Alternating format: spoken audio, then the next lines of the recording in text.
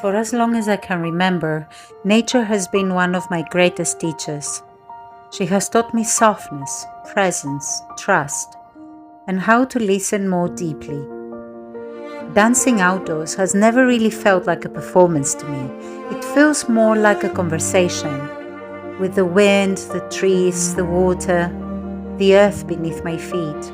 And somehow, every landscape awakens something different in me. Sometimes joy, sometimes freedom, sometimes something very quiet and deeply healing.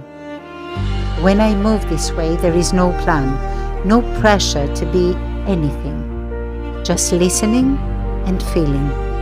And every time, I leave feeling a little more connected to nature, to life, and to myself.